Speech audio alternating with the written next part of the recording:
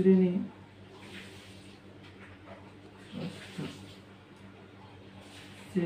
ষষ্ঠ।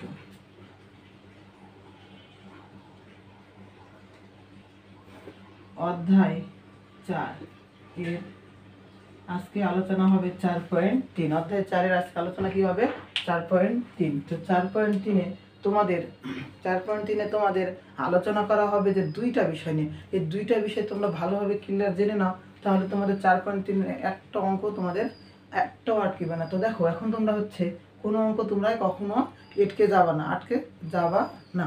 তো দেখো, এবার এই তোমাদের 4.3 জানতে হবে যে সদৃশ পদ। কি জানতে হবে?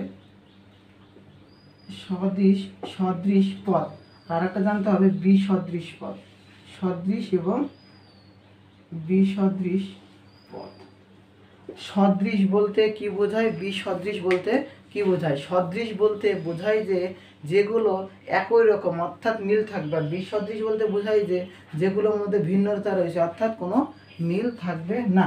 তো দেখো, সদৃশ বলতে কি বোঝায় বললাম যে একই হবে অর্থাৎ মিল, আর বিসদৃশ বলতে কি বললাম যে অমিল। কি বিসদৃশ বলতে কি বোঝাবে? অমিল বোঝাবে। তো সদৃশ বলতে কোনগুলো মিল এবং বিসদৃশ বলতে কোনগুলো অমিল সেগুলো এখন বলবো। তো এখন দেখো যে সদৃশ পদ, এই যে সদৃশ পদ কাকে বলে অথবা বিসদৃশ পদ কাকে বলে?